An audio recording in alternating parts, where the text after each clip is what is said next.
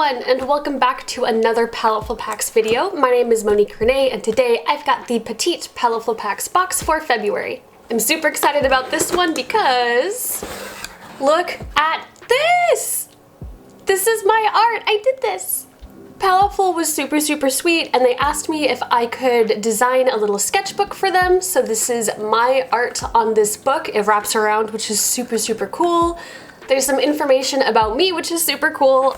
So this was just super sweet of Paletteful to do, and I hope you guys really like it. Putting that aside, let's see what else is in here. We've got another Blackwing pencil, which makes me super excited. We have got the Blackwing pencils in a different box, and I was honestly a little nervous because mine is running out because I'm using it so often, so I'm super happy that I've got another one. We've got a nice little collection of Sakura Pigma Micron pens. I adore these pens. I have so many of them in my own collection, so I'm always happy to get more. And we've got some Tombow water-based markers in these lovely shades of green.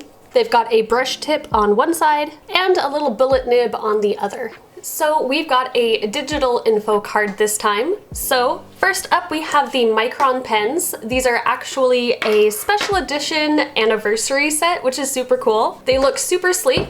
They've got this really nice black barrel with the gold cap.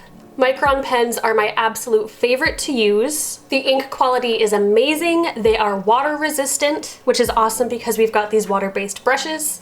They don't bleed through most papers, and they don't feather, they don't smear. They're just really a great pen to use. Next up, we've got these Tombow brushes. Like I said, they have two different nibs. They are water-based, which means you can use a paintbrush and some water to kind of feather out the colors, which I definitely will try. And we've got these awesome green colors, which definitely makes me think of plants, so I might have to do some plant drawings today. Next up, we've got the Blackwing pencil. Like I mentioned before, these are just awesome pencils. I can't believe that I fell in love with a pencil as hard as I did, but I did. The history of these pencils is really fascinating too. I will link a video where I talk more about these Blackwing pencils up in the little eye icon, so be sure to check that out. But long story short, these pencils kind of disappeared for a while, but they had such a cool cult following and people loved them so much that they brought them back. And last but not least, we have our sketchbook. I'm super proud of the art I did on it, so I hope you guys like it too. The paper quality is 70-pound recycled paper, which is awesome.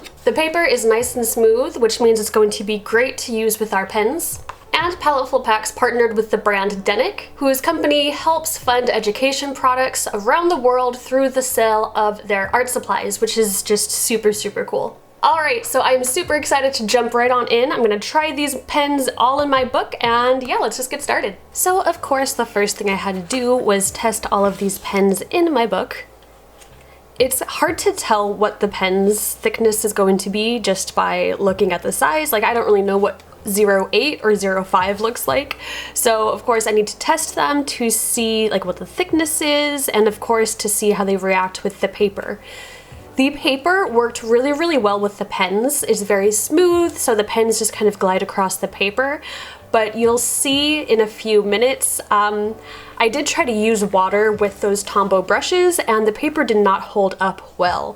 So I decided to not use water in this book and just use the Tombow markers kind of as is. And that worked out fine because the markers look beautiful even without water. See, I'm adding the water now and it didn't quite work.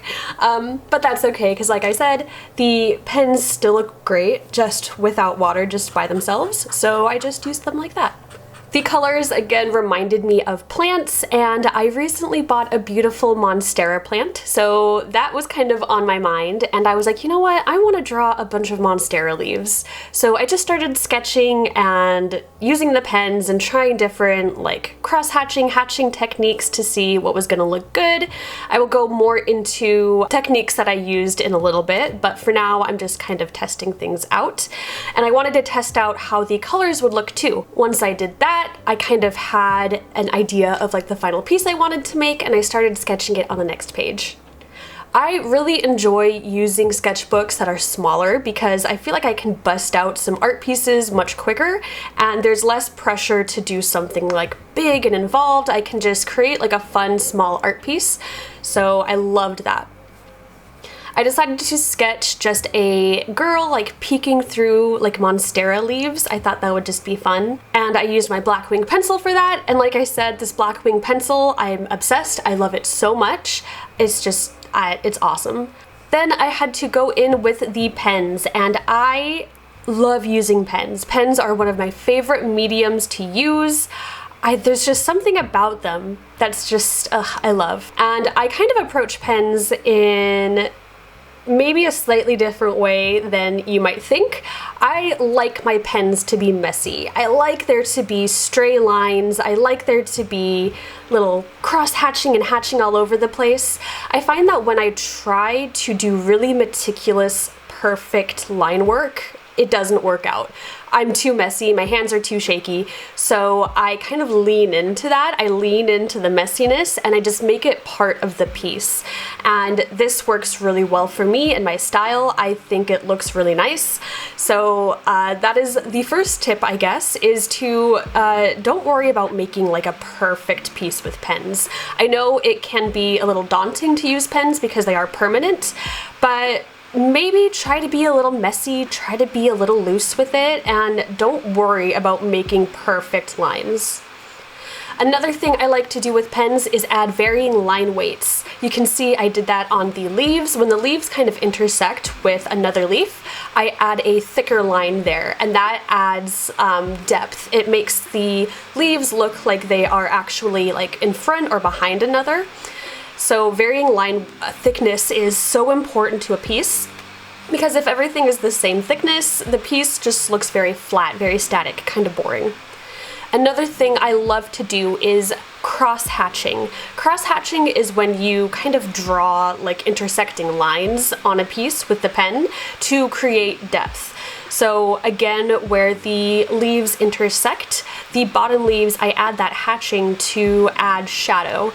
This is also important when we have limited colors that we're working with. I only have 3 colors, so if I can add depth and shadow with my pen, then it's going to make the colors also look more dynamic and make more depth to the piece. This also adds to the overall messiness of it, which again is something that I really, really like. So I add hatching wherever there would be shadow, basically. Another thing I like to do is add texture. Again, this is very important when we have a limited color palette we're working with. If I can add texture to the piece, it helps differentiate like objects from another. So for example, the hair, I use like very thin lines going in one direction. On the leaves, I added little circles and little dots, and that just makes them stand out from another, because when your eye sees the hair versus when the eye sees the leaf, it can tell that those are different things because of the texture that I added to them. I also add that hatching to places on the face and the hair as well. Again, just kind of making it all look more messy, more rough. I enjoy this process so much. There's something so therapeutic about working with pens, and I just kind of get lost in the details, which is something that I really enjoy.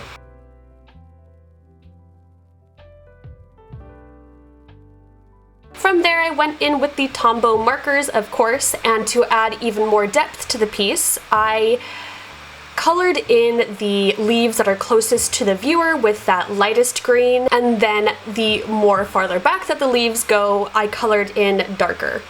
Again, this kind of just adds depth because the light green ones pop out more, whereas the darker green ones kind of go further into the background. I also love that this looks really graphic because I don't have any shading with the colors themselves, so that color really, really pops. All in all, I love how this turned out. I'm so happy with this piece and these art supplies. It was so fun to work on, and I cannot wait to fill up this sketchbook with more pieces just like this.